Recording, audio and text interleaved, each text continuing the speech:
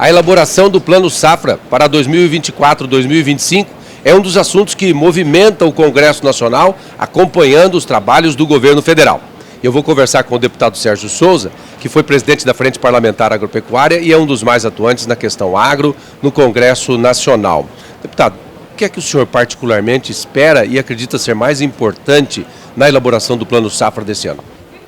Bom, olá a todos, é um prazer falar aqui com vocês novamente, ainda mais discutido um assunto que eu tenho maior interesse e é um dos focos da nossa atuação de mandato no Congresso Nacional.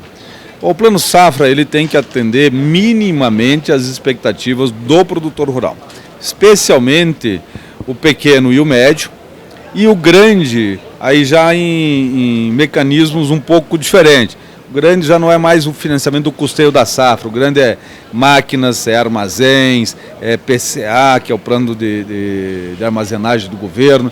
Agora, o pequeno e o médio, você tem que imaginar custeio, você tem que ver também o plano de investimento na propriedade dele, de máquinas, de recuperação de áreas degradadas, e você tem que se preocupar em volume de recursos. Porque o pequeno produtor, ele não consegue custear sozinho a sua safra, o médio produtor, ele precisa de volume de recursos. E este volume de recursos não pode ter juros altos, porque se ele for lá buscar um recurso e pagar 15% ao ano, ele não consegue chegar ao final do ano ter um lucro de 15% para devolver ao banco.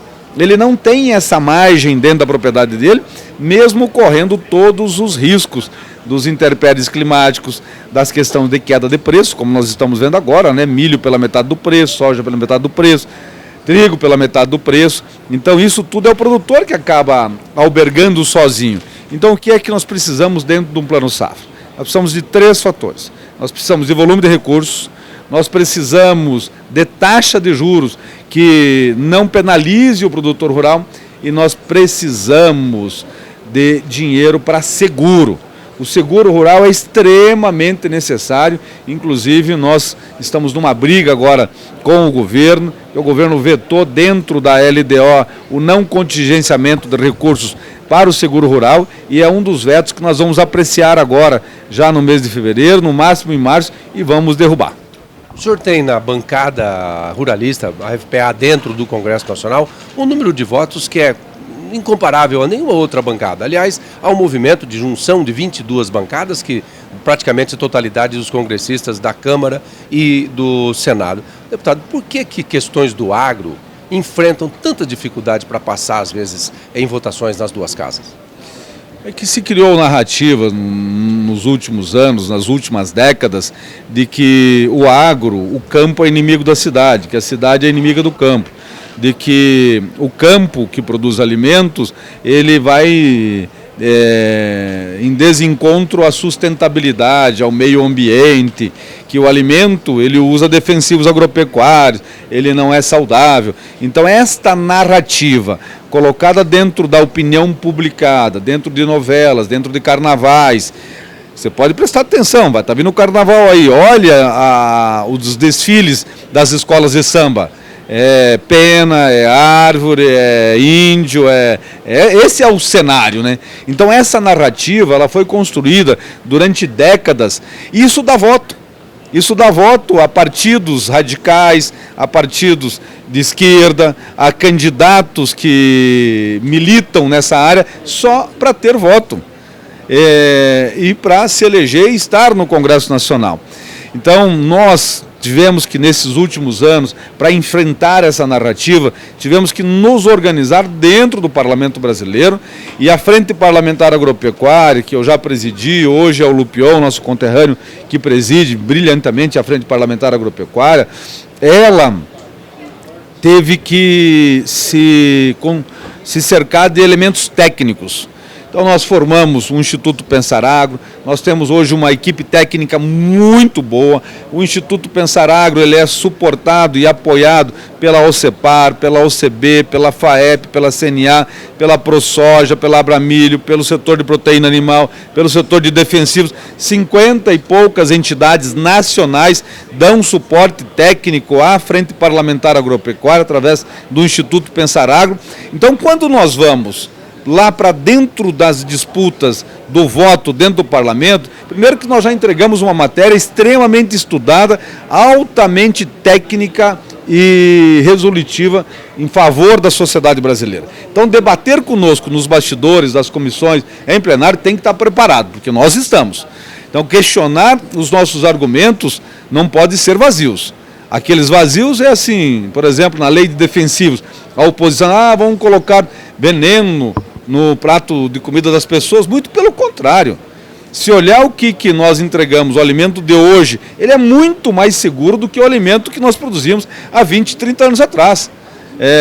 Se pulverizava uma lavoura, tomando banho no meio do algodão, do milho, pulverizando uma máquina costal e assim por diante, né? Hoje EPI, hoje trator com gabine fechada, hoje os defensivos não deixam resíduos nos grãos e assim por diante. Então, esta batalha nós vencemos porque nós somos muito articulados. A nossa frente parlamentar, ela é forte, não pelo número de afiliados que ela tem, mas pela capacidade de entrega que ela tem dentro do Parlamento brasileiro, e ela é muito respeitada. O exemplo está aí na questão do marco temporal, e que nós, depois de 20 anos tramitando na Câmara dos Deputados, conseguimos aprovar, num governo que era contra, tanto que o presidente da República vetou integralmente o projeto e nós derrubamos o veto. Então, agora vem a batalha do Supremo Tribunal Federal. Como é que o senhor acha que será o comportamento do Congresso se o Supremo derrubar o que foi votado, inclusive na questão dos vetos? Bom, vamos lá. O Supremo Tribunal Federal, ele decidiu sobre esse assunto há mais de 10 anos atrás. No caso, Raposa Serra do Sol, lá em Roraima, onde ele fez aquela demarcação. E lá ele decidiu por condicionantes e por marco temporal. O que é que nós, do Congresso, decidimos fazer? Pegaram um projeto antigo que estava tramitando no Congresso e falou assim, vamos pegar, já que o Supremo se meteu nesse assunto, vamos pegar o que ele decidiu, vamos colocar dentro de uma lei. E fizemos exatamente isso. Pegamos a jurisprudência do Supremo e colocamos dentro da lei que já tramitava, do projeto que tramitava, e começamos a andar com ele. O Supremo, vendo lá, já tendo mudado a sua composição e com ministros extremamente ideológicos e indigenistas, ele vendo que o Congresso ia transformar a jurisprudência do Supremo em lei, o Supremo muda o seu entendimento. Só que nós já estávamos finalizando a votação. Quando nós votamos e vai a sanção, o presidente veta, nós derrubamos o veto e é promulgado e é lei. Hoje o marco temporal ele é lei no Brasil e deve ser respeitada a lei.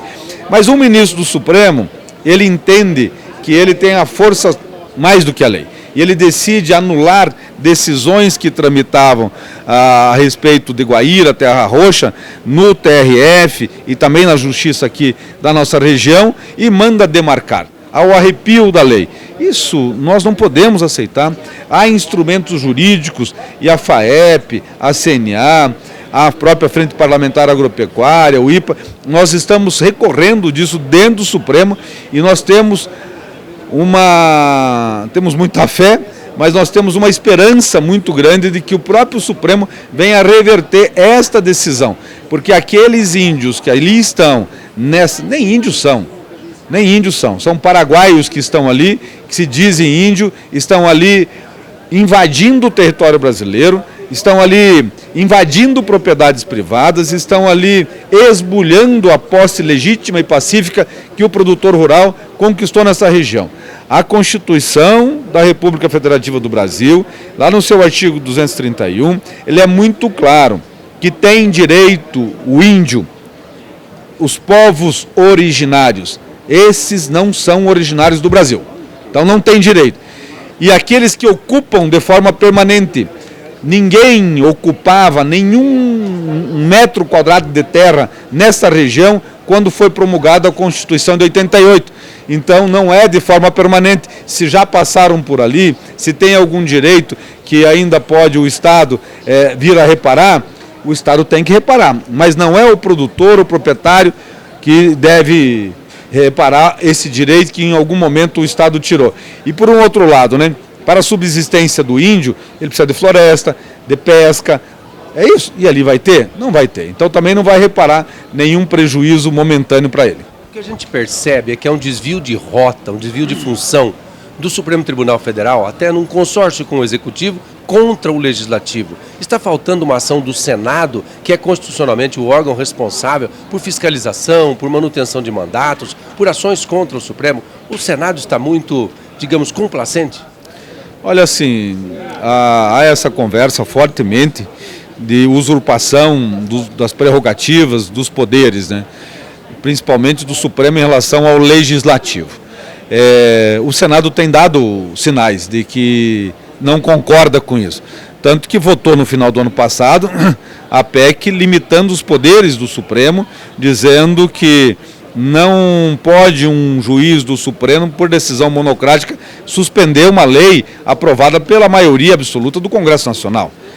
Agora o Senado, e a gente ouviu ali tanto nas declarações do presidente Rodrigo Pacheco, do Senado, e do presidente Arthur Lira, da Câmara, assim, uma narrativa muito forte nesse sentido de garantia das prerrogativas do Parlamento brasileiro.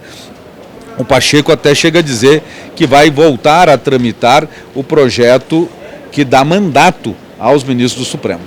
Bom, é o que o Brasil espera, certamente que o Parlamento sabe disso. Deputado, muito obrigado pela entrevista, muito obrigado pelas explicações. Eu que agradeço, sempre à disposição. Estamos lá, em Brasília, cuidando do nosso povo paranaense.